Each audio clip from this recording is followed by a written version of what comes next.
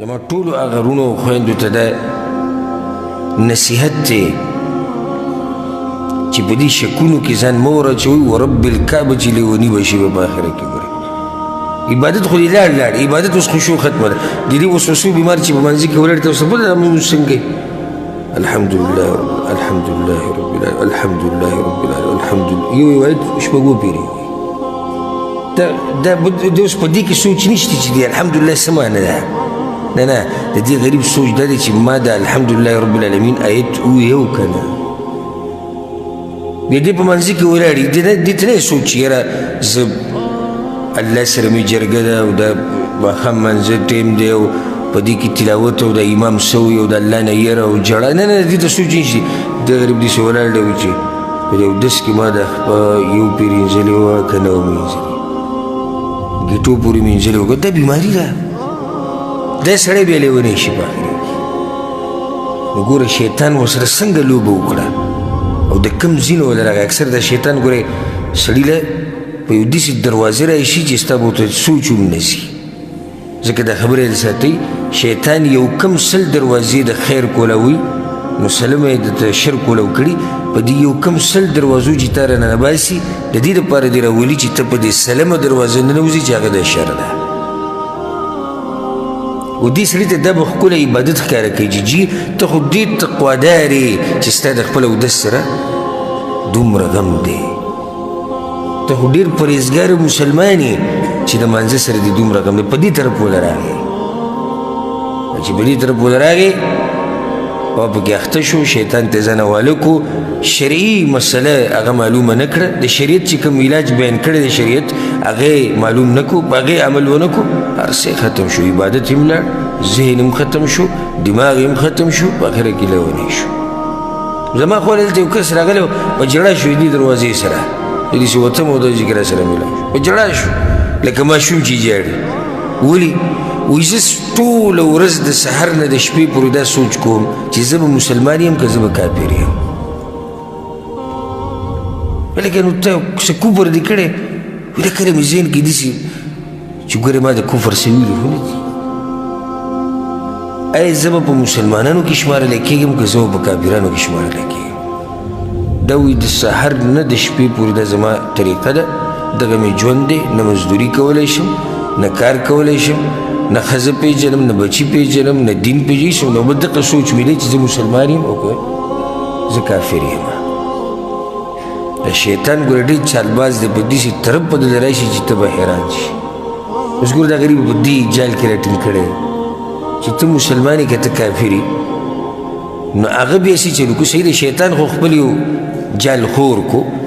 مشکل دا و چې دا سړی هم دې جال ته ښه په اسانه ورننوتو دې ته سوچ ونه کو چې زما خو یو داسې رب دی چې هغه ما په دې وسوسو په دې شکونو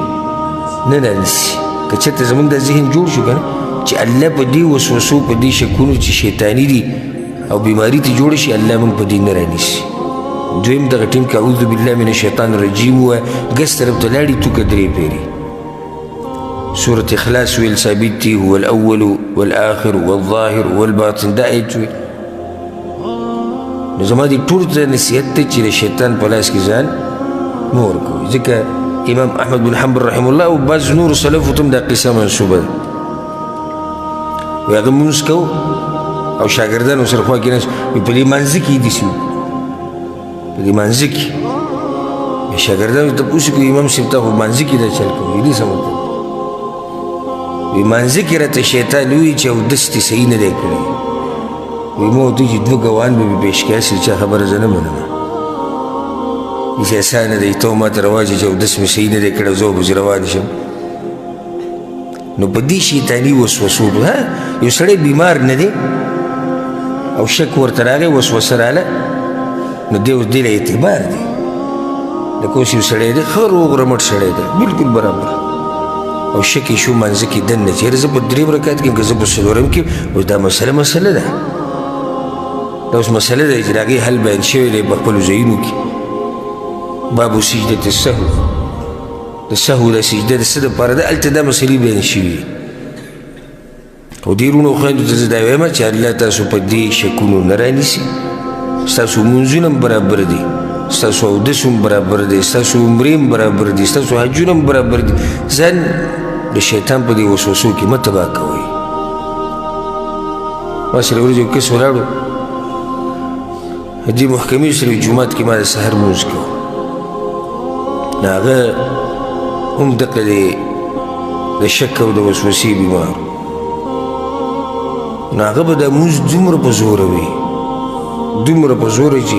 خوا کې څلور پنځه کسانو به اورېدو چې سبحان رب العلا به وي سبحان زوره به لګي امام به د رکوع نه پاسې سجده کې پروت و دی به لا بیا هم په رکوع کې لګي او سبحان رب العظیم سبحان رب العظیم سبحان رب العظیم لمانځه به ورته ما وویل ستا طریقه صحیح نه ده یو ته دا لمونځ دومره په زوره وی دا طریقه ستا غلطه ده دویم نو امام سجدې ته ته په رکوع کې لګي دا خو د امام تابعداري نه شو نو هغه ما ته وایي چې دوه خبرې دي یوه زه سبحان رب العظیم سبحان رب العلا او دا سبحانک اللهم او دا چې څومره تلاوت دی هر څه چې ده زه پټ هم ویلی شم بلکل پټ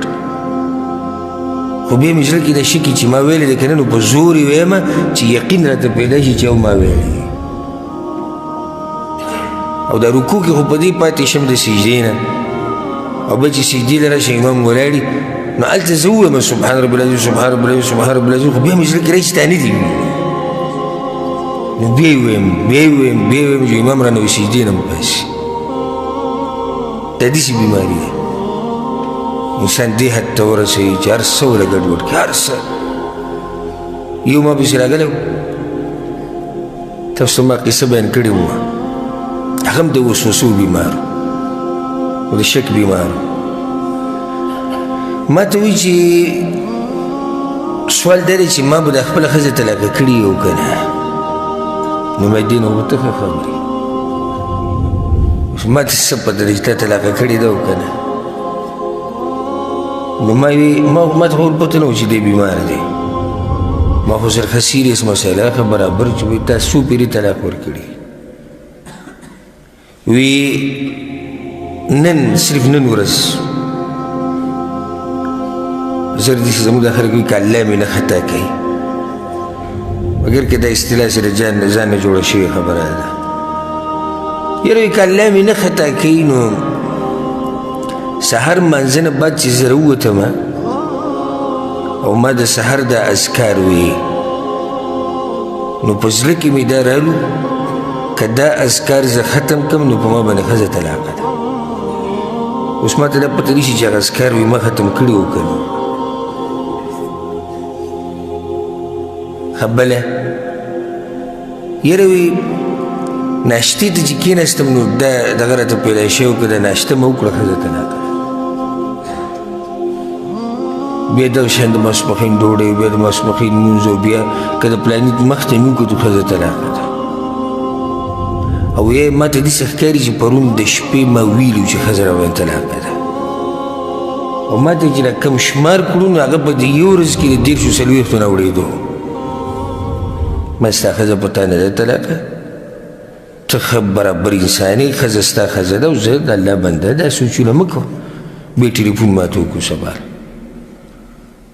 لکه وي نه ده طلاقه ما نه ده طلاقه زه پرې ته قسم خورم چې نه ده طلاقه راشه د الله کور ته کېږم نو په قرآن به درته لاس کېږدم چې ستا ښځه نه ده طلاقه او زه داسې کسانو سره سختې خبرې کوم زه هم چې دې خبرې نه واوري زه داسې کسانو سره نرمې نه کوم ځکه نرمې ورته وایي خاندي راخاندي دی په دې بیمارۍ کې ښه ورننوځي نو ښه سختې خبرې کوم داسې بیمارانو سره نو ما ورته ویل لکه راشه به جومات کې به ته قسم وخورم ته ما ته ټلیفون سره کوم زما خوا د راتلې سره چې په ما د یقین نشته بیا ما ته ټلیفون وکړو په درېیم پیر وایي چې دا ښځه به زما طلاق یې او که نه به یې بیا له ما هغه نمبر هم بند کړی دی خپل موبایل کې ما نمبر بند کړو ځکه چې دومره ټلیفونونه په مخه ټلیفونونه په مخه ټیم ولا نه و خو ټلیفون او ټلیفون چې ما به وچېته دا به طلاق یې که نه به یې او دا به طلاق یې او که نه دا به طلاق یې او که نه به یې په اخره کې مو ته دا ووایي ما که په رښتیا دې طلاق ورته زړه شوی او د دې ښځې نه د خلاصي بله لار نه نو ما ته رښتیا خبره وکړه زه به دله څه لار جوړه کړم نه الله دې نه کي وایي الله دې نه کي نه بیا یې ټلیفون وکړو چې ټلیفون مې اوچت کړو مولوي صاحب تا چې دا خبره وکړه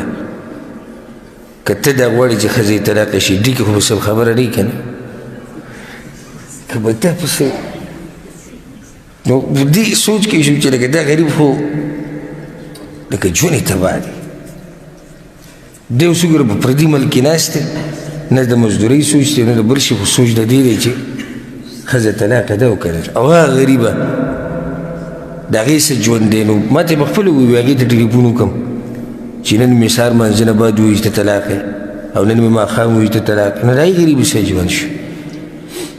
نو ځان د دې وسوسو او د دې شکونو نه لرې ساتئ رب العالمین